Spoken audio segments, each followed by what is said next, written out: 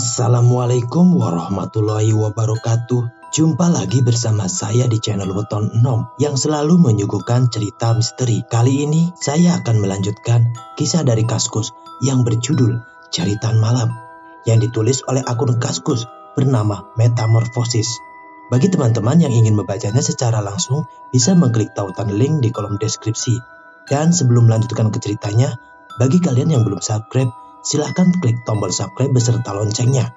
Dan jangan lupa like, komen, serta share agar channel ini makin berkembang. Dan berikut kisahnya. Akhirnya sadar juga kamu, Za. Syukur.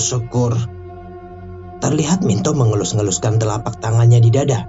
Begitu juga dengan Indra dan Mas Dikin yang tampak lega melihat aku sudah siuman. Bagaimana? Sudah puas? Wajah orang pintar tersebut menyiratkan sebuah aura kepuasan. Ingin rasanya aku bangkit dan melabraknya. Tapi kondisi tubuh ini tidak berjalan selaras dengan keinginan. Rasa lelah begitu aku rasakan, seperti layaknya orang yang telah berjalan jauh. Nanti beri dia minum air putih ini, biar tenaganya cepat pulih. Ucap orang pintar itu, seraya mencampi-campi minuman lalu meniupkannya. Setelah itu terlihat Mas Dikin berbincang-bincang, lalu mengantarkan orang pintar itu pamit meninggalkan rumah. Za, apa yang kamu alamin? Kok kamu jadi kayak orang linglung sih? Tanya Indra menyadari aku hanya terdiam sambil menyaksikan orang pintar itu pergi. Sebenarnya di dalam diam ini, aku masih terbayang-bayang dengan peristiwa yang baru saja aku alami. Apakah ini yang dinamakan dengan ilmu hipnotis? Sebuah ilmu yang membuat kita kehilangan kesadaran, ketergantikan dengan imajinasi yang diberikan penghipnotis. Minum dulu nih, Za. Pinta Minto yang segera aku tampik. Aku tidak bisa membayangkan meminum air putih yang telah disemburkan liur orang pintar itu. Kurang ajar. Teriakku geram mengingatnya ternyata orang pintar itu telah menghipnotisku. Rupanya dia ingin menunjukkan bahwa keyakinanku tentang hal-hal yang berbau mistis itu adalah pola pemikiran tertinggal adalah sebuah kesalahan. Apanya yang kurang ajar, Za? Kamu jangan mulai lagi deh, pura-pura kesurupan. Ucap Indra dengan nada kesalnya. Minto hanya tertawa melihat kekesalan Indra. Ini sihir, hipnotis. Kurang ajar orang pintar itu. Jawabku dengan berapi-api sambil berupaya duduk. Pasti tadi kalian melihat aku berjalan ke kamar seperti mayat hidup dan setelah itu aku pingsan, iya kan? Ucapku dengan penuh keyakinan. So tahu kamu, Za. Dari tadi kamu gak kemana-mana. Kamu di sini dengan kita-kita. Tapi tadi kamu terlihat seperti orang hidup tanpa jiwa. Mata kamu terlihat kosong. Setelah itu kamu menjerit dan pingsan. Minto mencoba menjelaskan apa yang dia saksikan. Aku hanya bisa terbengong mendengar keterangan Minto. Sungguh jauh dengan apa yang aku perkirakan. Aku gak peduli sama keyakinan kamu yang selalu beranggapan semua bisa dijelaskan dengan sesuatu yang masuk akal. Intinya, aku mau tahu apa yang kamu lihat saat kamu enggak sadar tadi. Ucap Indra sambil menepuk keningnya. Seorang gadis, Indra. Seorang gadis di atas lemari baju kamar kamu, dengan tangan memegang kepalanya yang terpisah. Jawabku menepis rasa penasaran Indra. Apa? Sinting kamu, Za. Kalau tahu jawabannya gitu, lebih baik aku nggak usah tahu. Indra menghela nafas berat. Baru kali ini aku melihat Indra sedepresi itu karena rasa takutnya. Sudahlah, lebih baik kita tidur. Ajakku untuk mengakhiri semua perbincangan. Aku tidur di kamar kamu, Za.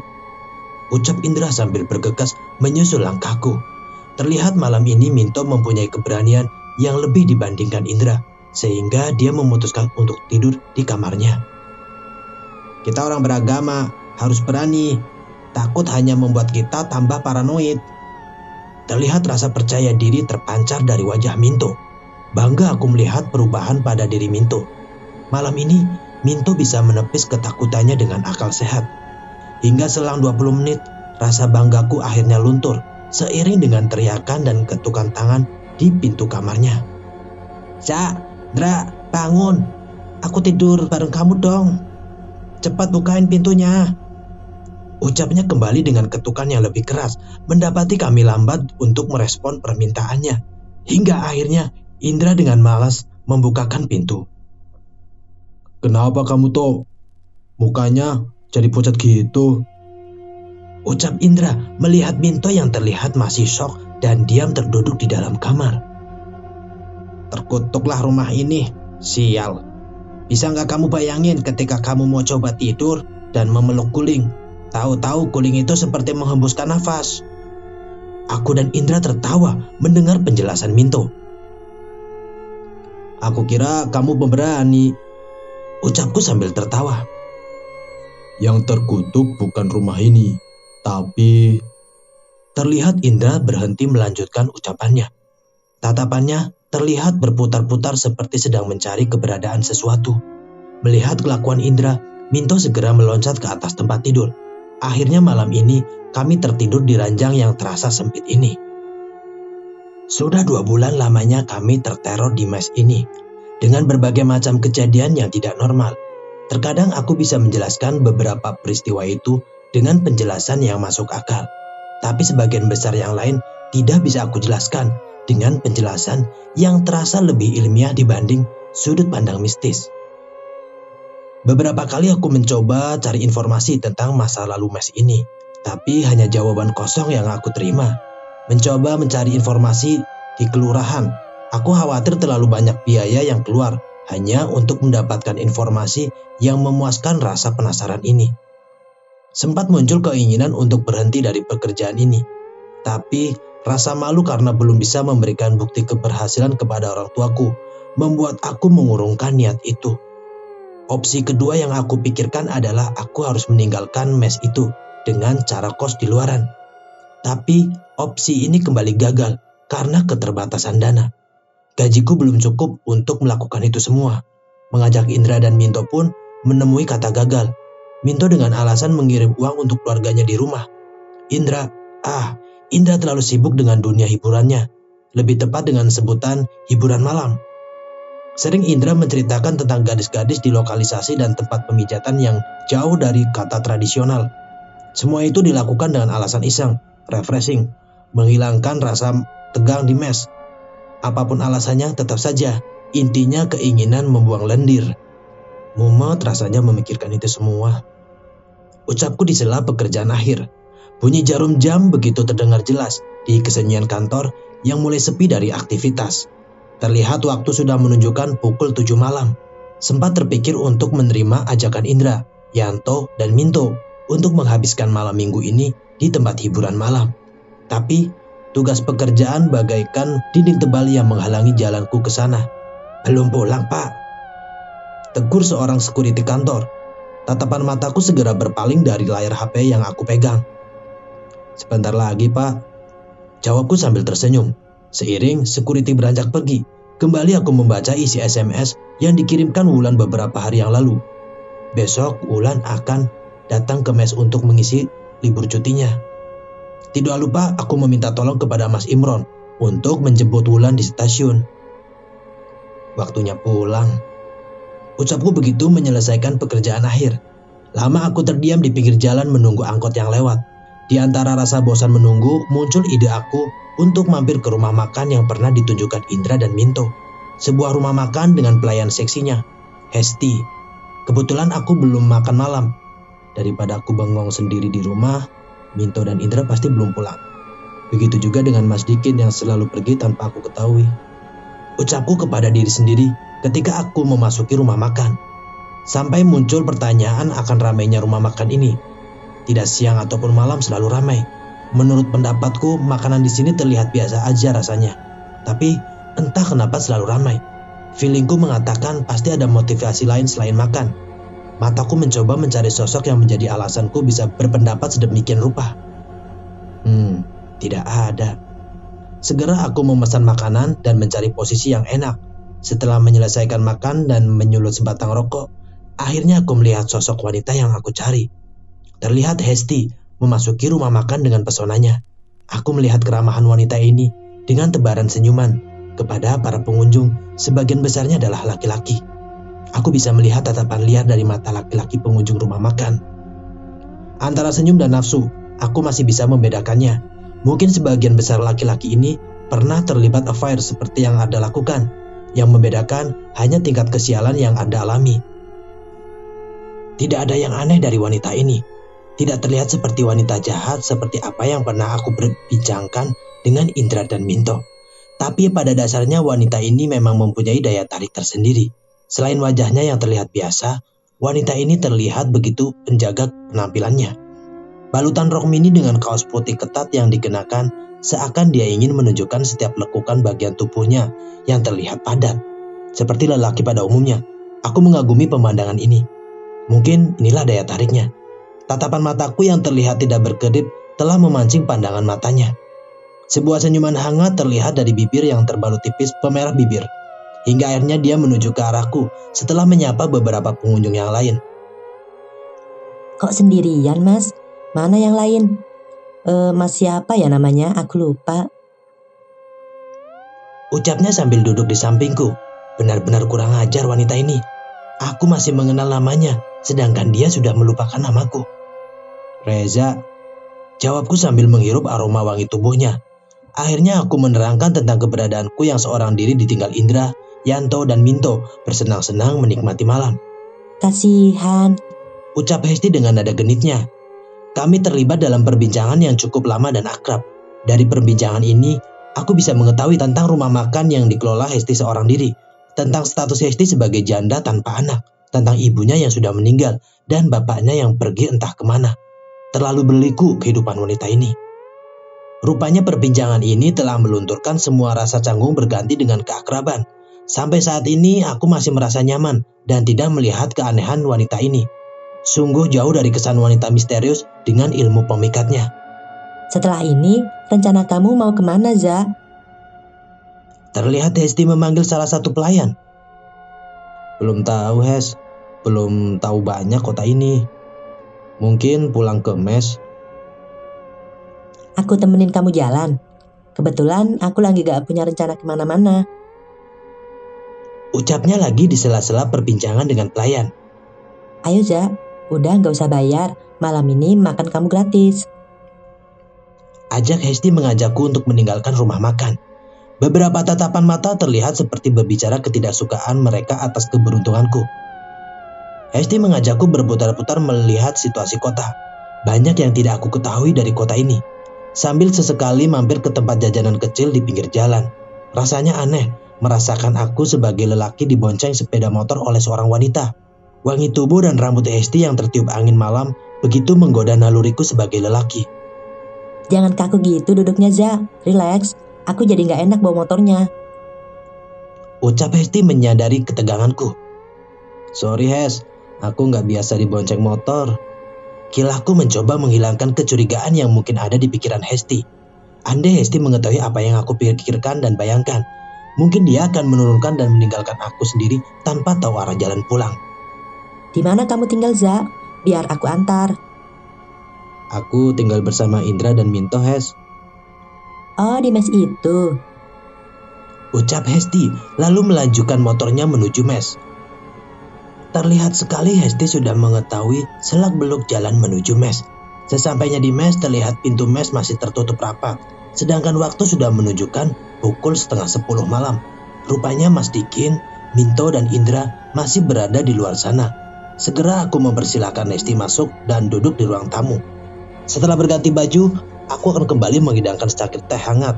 Terlihat Hesti duduk dengan menumpangkan kaki kanan pada lutut kirinya. Tertutup tapi masih menyingkapkan rok mininya. Minum, Hes. Ucapku dengan mencoba memalingkan mata dari pemandangan ini. Entah ini perasaanku saja atau mungkin aku terbawa suasana.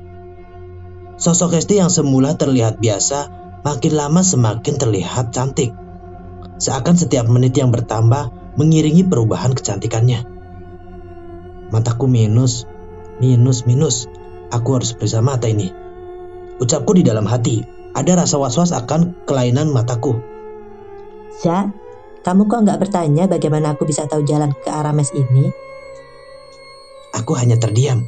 Aku takut jawabannya akan menyinggungnya. Aku yakin Pasti kamu sudah tahu kisah sebelum kamu di sini. Ucapnya kembali sambil menggeser duduknya dan mendekatiku. Kamu percaya dengan semua kisah itu, Za? Tentang aku yang jahat, aku yang menyebabkan kematian Arda, kamu percaya? Tanyanya kembali dengan mendekatkan wajahnya ke arah wajahku. Enggak, aku nggak percaya dengan semua omongan itu. Setiap kata yang keluar dari mulut Hesti bagaikan kalimat yang keluar dari mulut seorang pujangga, terasa halus dan memanjakan dan membuai, sehingga membuat aku berpikir ulang untuk mempercayai semua omongan Indra dan Minto. Akhirnya kami terlibat sebuah pergumulan, layaknya aku bergumul dengan Indra.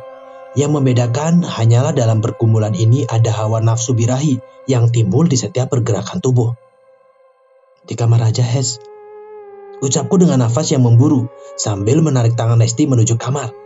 Ketika mendapati pintu kamar sudah terbuka dan hendak melangkahkan kaki ke dalam kamar, mendadak langkah Hesti terhenti.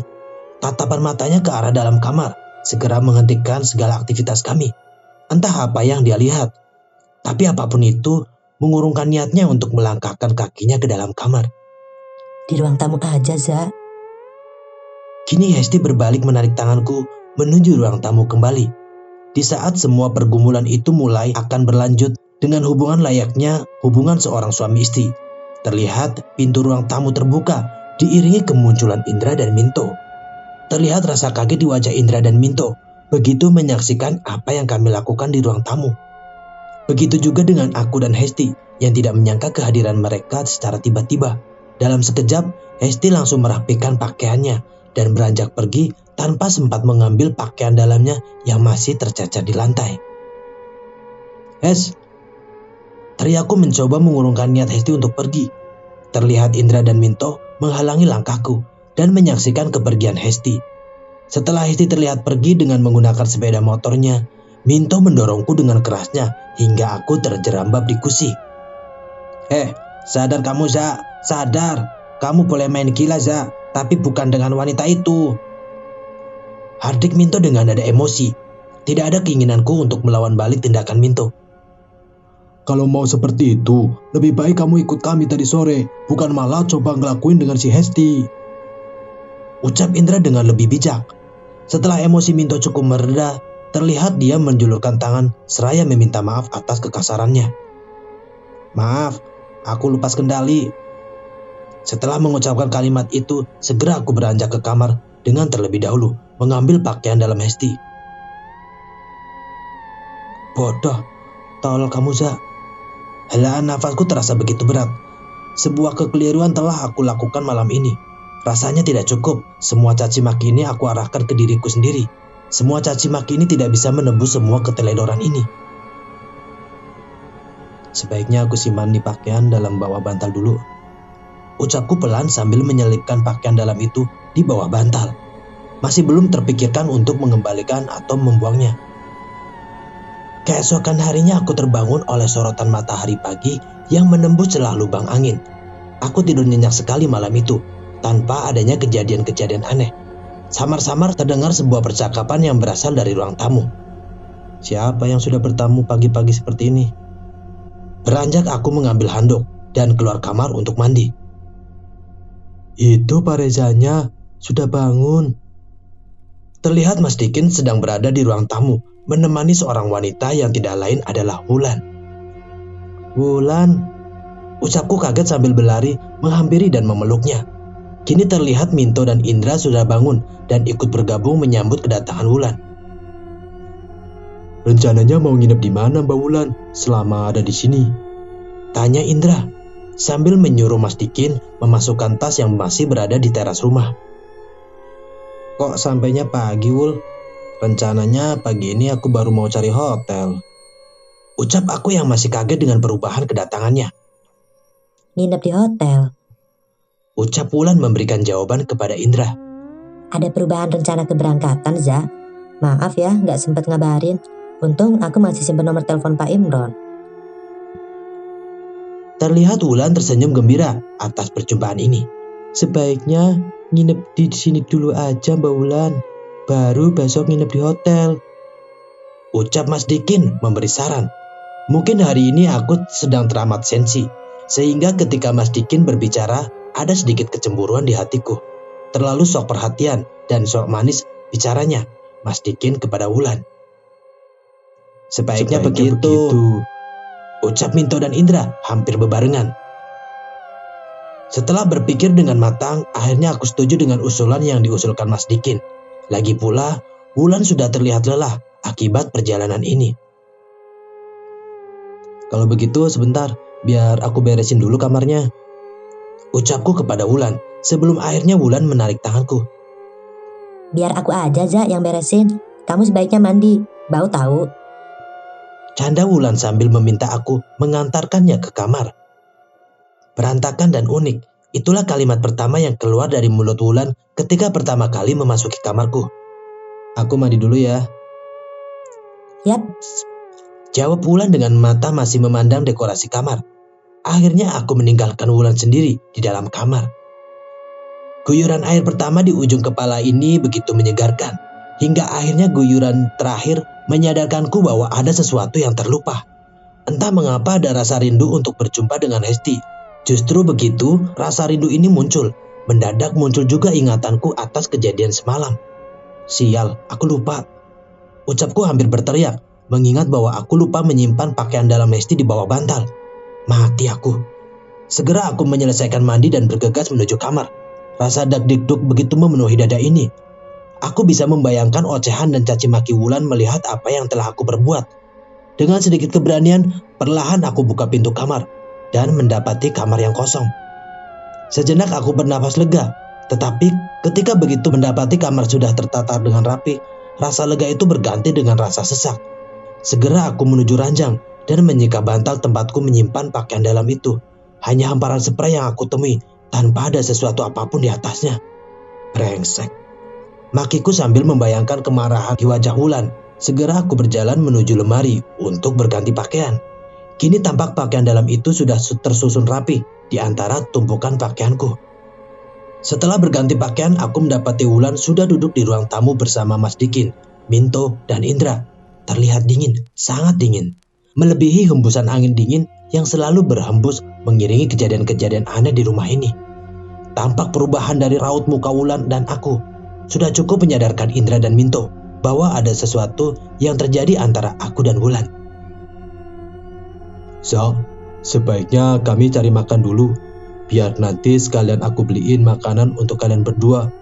Tentunya Wulan pasti lapar kan? Ucap Indra sambil mengajak Minto dan Mas Dikin meninggalkan kami berdua. Wul, belum sempat aku mengucapkan permintaan maaf. Terlihat tangan Wulan memberikan isyarat agar aku tidak meneruskan ucapan ini. Kamu sia-siakan hubungan ini, Za. Kamu sia-siakan kepercayaan yang aku berikan. Aku hilaf, Wul. Maafkan aku. Aku ingin pulang, Za. Aku tidak bisa memaafkan kamu untuk peristiwa ini. Terlihat raut kekecewaan di wajah Wulan. Dan aku berfirasat buruk tentang apa yang sedang Wulan pikirkan dan ucapkan setelah ini. Dan akhirnya semua itu terbukti. Aku ingin kita mengakhiri hubungan ini, Za. Apa maksud kamu, Wul? Kita putus, Za. Ucap Wulan mantap. Aku coba meminta Wulan untuk berpikir ulang dengan semua keputusannya dan berharap ada keajaiban yang menyelamatkan hubungan ini. Tetapi segala bujuk rayuku hanya berbuah kekecewaan. Wulan tetap dengan keputusannya. Keinginanku untuk mengantarkan Wulan terakhir kalinya berbuah kekecewaan. Wulan menampik semua tawaran yang aku berikan. Setelah membereskan semua barang bawaannya, akhirnya Wulan pergi meninggalkanku tanpa pernah bisa aku hubungi kembali setelah kepergian Wulan. Hidupku terasa kehilangan keyakinan. Ini merupakan momen terendah dalam hidupku, di mana aku kehilangan kepercayaan diri. Sabar, Za. Semua pasti ada hikmahnya. Hibur Indra dan Minto mencoba menanamkan kepercayaan diriku kembali. Tetapi semua terasa sia-sia. Yang ada di dalam benakku adalah perasaan dendam kepada Hesti yang telah membawaku dalam malapetaka ini. Perasaan benciku pada kehidupan ini yang telah membawa aku terjebak dalam rangkaian peristiwa di Master Kutuk ini. Aku ingin berhenti, Indra. Tok, aku menyerah. Terlihat raut ketidakpercayaan di wajah Minto dan Indra mendengar keputusan yang keluar dari mulutku. Tapi sebelum meninggalkan tempat terkutuk ini, aku ingin tahu latar belakang mes tua ini. Begitu juga dengan sosok Hesti yang sudah membawa kehancuran buatku. Ucapku berharap dukungan dari Minto dan Indra. Sepertinya Minto dan Indra mengerti dengan apa yang aku harapkan. Aku ikut kamu, Za. Aku dukung kamu. Aku juga penasaran. Terlihat antusias Indra mendengar keinginanku untuk menyibak latar belakang mes tua ini. Aku juga ikut. Ucap Minto tidak mau kalah. Kita mulai semua ini dari Mas Dikin, karena dia penghuni lama di mes ini. Aku memberikan awalan untuk memulainya. Mas Dikin, teriak Indra memanggil Mas Dikin. Terlihat Mas Dikin berlari kecil menghampiri kami. Duduk Mas Dikin, saya mau tanya-tanya sedikit. Ucapku sambil meminta Mas Dikin duduk. Tanya apa toh Pak? Coba Mas Dikin terangkan tentang latar belakang mes ini. Lama Mas Dikin berpikir mencoba mengingat kembali kejadian masa lalu. Saya lupa Pak, jawabnya setelah lama berpikir. Coba diingat-ingat kembali Mas. Kali ini Indra mencoba memaksa Mas Dikin untuk mengingat kembali kejadian yang mungkin pernah diingatnya. Sebenarnya saya ini pengurus mes generasi kedua Pak, jawab Mas Dikin mulai menerangkan.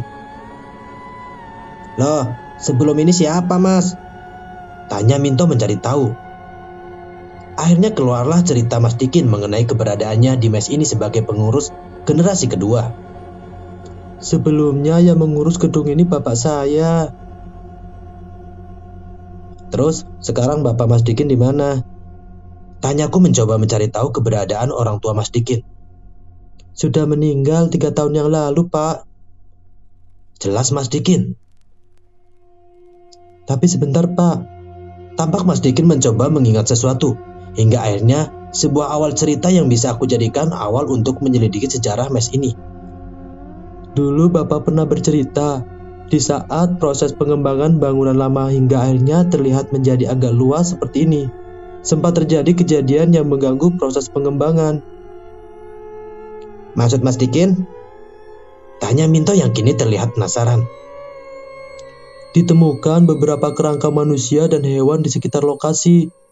Para pekerja yang membangun tidak menyadari keberadaan kuburan ini, karena tidak ada tanda yang menandakan bahwa di lokasi itu ada kuburan. Tolong lebih detail lagi Mas Dikin. Segera suluh sebatang rokok untuk menghilangkan ketegangan. 2 kerangka manusia dewasa tanpa kepala, dengan kondisi 1 kerangka dengan sebuah gagang cambuk menemaninya, dan yang satu lagi dengan sebuah rantai di bagian kerangka kakinya. Selain itu ada juga beberapa kerangka hewan, entah itu anjing atau kucing. Dahiku mengerucut mendengar keterangan Mas Dikin. Setelah proses pemindahan kerangka, kejadian-kejadian aneh mulai sering terjadi di mes ini, dan pekerja yang membangun pun pernah diganggu dalam bentuk-bentuk mimpi karena ketidaksempurnaan mereka memindahkan kerangka. Ada seseorang yang mengetahui banyak tentang sejarah tempat ini, lebih detail lagi daripada yang saya ketahui Pak. Itu juga saya taunya dari Bapak. Siapa Mas? Mbah Warsono, orang tua yang ahli kanuragan. Dulu dia tinggal di sekitar sini, tapi entah kapan pindahnya. Menurut informasi, Mbah Warsono pindah dan tinggal di sekitar hutan belantara seberang sana. Itu target kita. Sebuah kalimat yang berisi keyakinan muncul dari mulut ini. Aku sangat yakin bahwa Warsono adalah sosok yang bisa menyingkap semua tabir misteri mes ini. Sepertinya sekarang kamu mulai percaya dengan hal-hal yang mungkin dilakukan makhluk lain selain manusia. Terlihat sebuah tanda kepuasan di wajah Indra. Tidak juga, aku masih bisa menjelaskan semua itu dengan hal yang logis dan masuk akal. Ais, mulai lagi deh kamu, ucap Minto sambil menutup wajahnya dengan telapak tangan. Soal Hesti, terangku mencoba menjelaskan. Jangan melangkah terlalu jauh dengan wanita itu, Za. Bisa mampus kamu. Indra memotong pembicaraanku. Jujur saja, aku gak percaya dengan tuduhan kalian yang mengatakan Hesti mempunyai ilmu pemikat atau sebagainya. Aku punya jawaban lain dan ingin aku buktikan dan diperbandingkan. Jawaban logis atau yang berbau mistis sebagai pemenangnya. Apa jawaban kamu, Za? Apa jawaban kamu, Za? Serempak Indra dan Minto mengeluarkan pertanyaan yang sama. Aku lebih percaya semua ini dalam kendali alam bawah sadar kita. Kekuatan pikiran bawah sadar kita itu sangat kuat bila kita bisa menggunakannya. Batangan rokok kedua kini kembali tersulut. Contohnya, kita bisa memindahkan atau menggerakkan suatu benda, memprediksi, bahkan membuat seseorang jatuh hati terhadap kita, atau bahasa supranaturalnya itu pelet. Kalau memang seperti itu, kenapa kamu bisa melakukan seperti itu dengan Hesti? Seharusnya kamu bisa menangkalnya. Ucap Indra mencoba mematahkan argumenku. Itu beda, Indra. Saat itu situasi sepi. Selain itu Hesti memakai pakaian yang minim untuk membalut tubuh sintalnya. Gimana aku gak nafsu?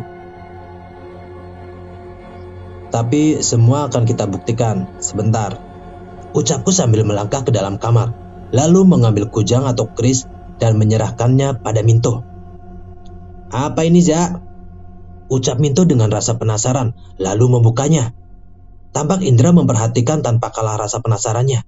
Saat setelah kain itu terbuka, tampak Indra, Minto, dan Dikin sedikit kaget dan mengagumi apa yang dilihatnya.